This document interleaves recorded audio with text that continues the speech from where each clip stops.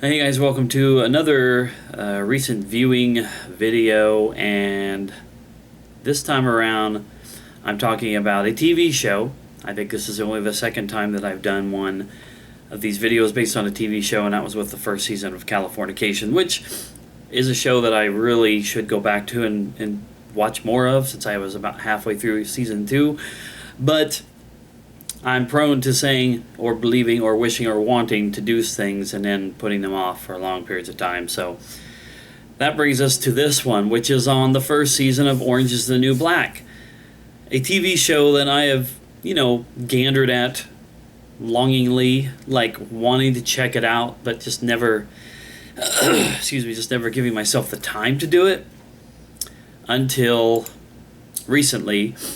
In fact, I'd say 4 or 5 days ago, I just on a whim decided to watch the first episode of it one day, and ended up watching the first 2 episodes of it, and then thought about it all the next day while I was at work until I decided to watch a couple more episodes. And the next thing I know, leading up to today, I had completed the first season, which is 13 episodes, and I'm already like 4 episodes into the second season when I stopped and made myself watch Unfinished Business, the movie I talked about in the last video.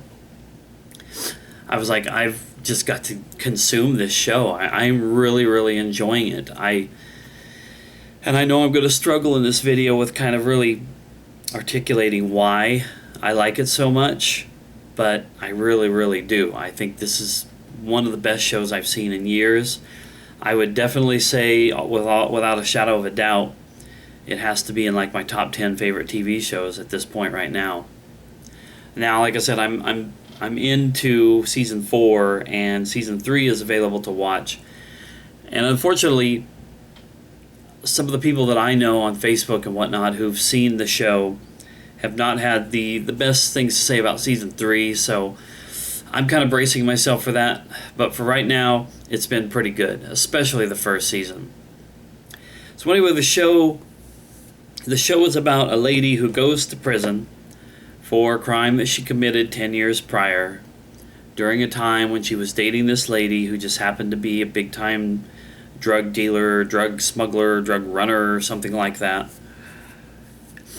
And in that point in her life, she was brazen about these things. She didn't really care. She was having fun, enjoying her life, and felt like she was in love with this woman, and didn't want to necessarily dabble in the life that lady led, but had to have known better that it was going to happen one way or another.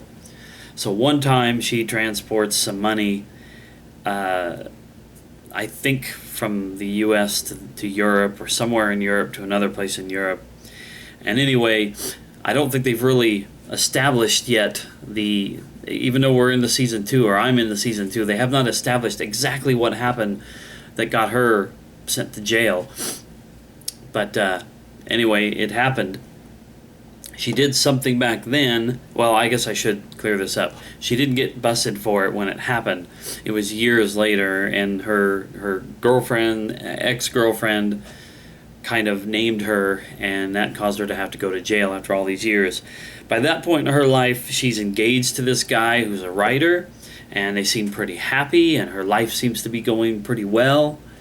And then she gets thrown in the slammer, and her life gets turned upside down. And it's not just a matter of, I had a good life, and I was going to get married, and I had my family around me, and all this stuff was going great, and now I'm stuck in prison for a while.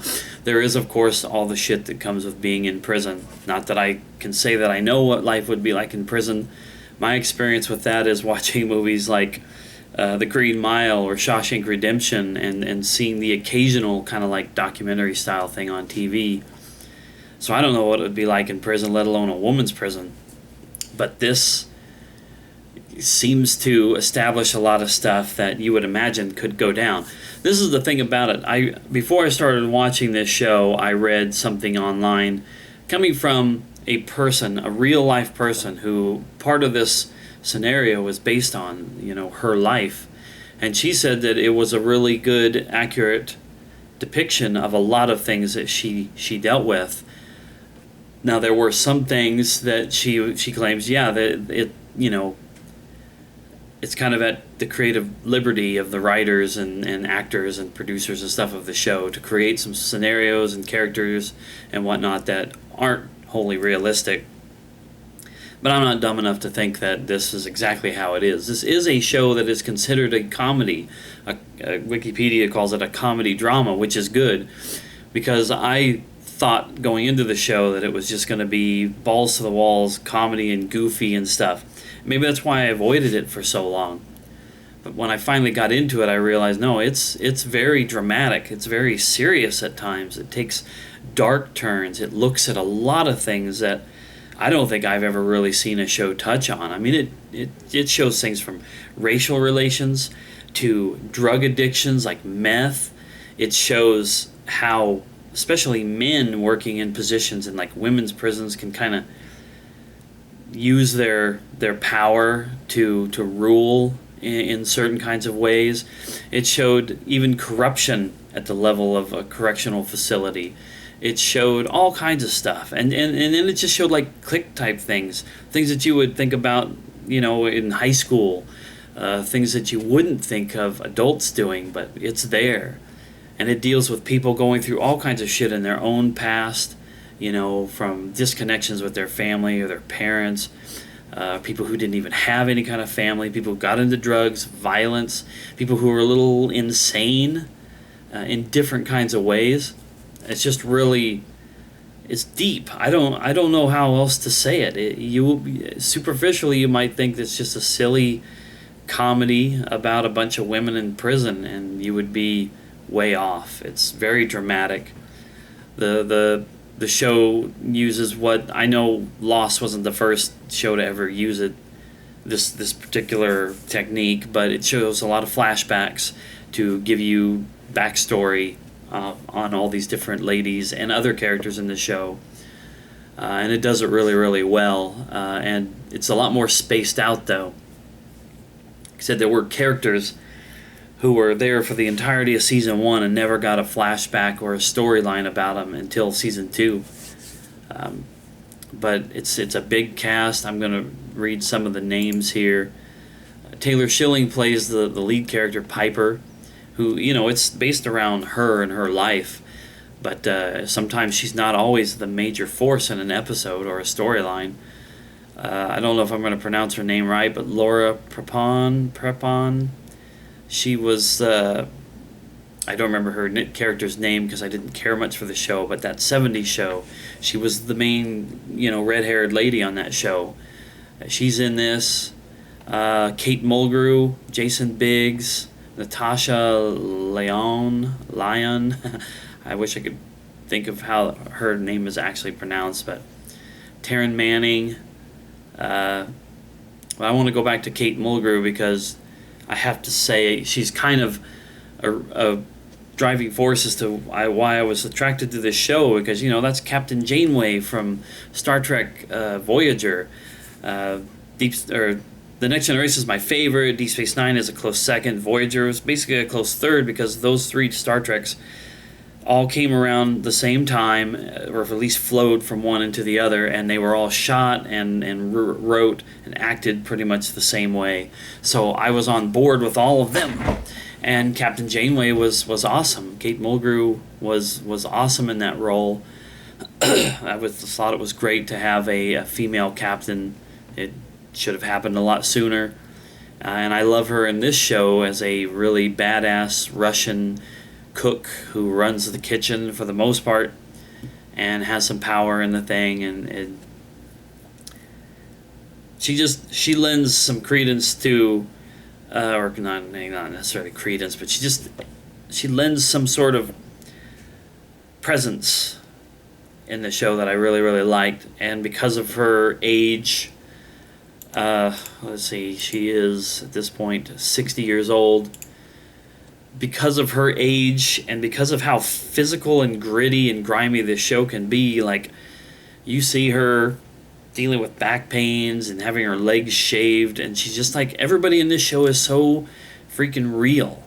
They didn't go out and get a bunch of, there's a lot of nudity in this, a lot of female nudity, and it's not like they went and got a bunch of supermodels for this. They got real ladies with real bodies, real shapes, and it's very, very in your face when that happens. And like the first couple of times they showed Kate Mulgrew's character of Red, you know, just dealing with her age, and you see how she looks and how all these other characters look. It's just so real. I guess that's what I'm trying to say there. It's just so real. I'm so impressed by the way that this show pushes the envelope by being real as opposed to inflating things and trying to have sex appeal as opposed to just showing these people as they are. And the storylines are very complicated in this, and they spill from episode to episode, and there's a lot of different storylines going on. Kind of reminds me of a soap opera in that regard. Everybody's got something that's going on at any given time. And yeah, I don't know. This show just really blows me away. Like I said, I can't do it justice. I'm not doing it justice here in any way, shape, or form. But yeah, I'm just like really, really impressed so far with this show. I can't talk it up enough, I don't think. Each season so far has been 13 episodes. And they're just a joy to watch. Like I said, today I finished up season 1 and 4 episodes into season 2. I just couldn't stop. I was like, I got all day. I can YouTube, I can play video games, I can do whatever I want. And I just watched episode after episode after episode, and then finally I was just like, okay, you got to do something else. But now I understand even a little bit better the phenomenon of binge watching to get a season and almost a half in just about a week of this show. It's pretty awesome. It makes waiting for it all, it was worth it. Like I said, I hope it continues to be good. So far people are saying bad things about, or not bad things about season 3, but they're just feeling like it's a letdown. I see that it's season 3 began on June 11th. Oh, I see. It's just all wow. Well, I guess maybe that's how Netflix does it. Boom, all in one shot. I didn't even realize that. I just learned something. Every season of this show was released, all episodes, same freaking day. So that's interesting. But anyway, I really, really love it. Once I get through season 2, I'll come back and talk about it some more, because the way that things rolled into season 2 it was pretty intense, and it had me guessing. Actually, before I finish this up, I want to notate an experience that I have sometimes with TV shows or movies. I don't know why, but when movies are playing, when I'm watching a movie and just anything's happening, I start to get that feeling of anticipation and sort of a dread and an anxiety over what's going to happen. Some movies and some TV shows, it's the most sickening and disturbing and just the worst thing that I ever go through. Just like, oh my gosh, all this stupid shit's about to happen, and I'm just going to fucking hate it. And I get really, really perturbed by it. And when it's all done, I'm just like, okay, now that's over, thank goodness. Other things give me that same sense of anticipation and anxiety and even dread, but I just can't wait to see what happens. And Orange is the New Black did that for me. The movie I watched today, Unfinished Business, kind of leaned towards the other.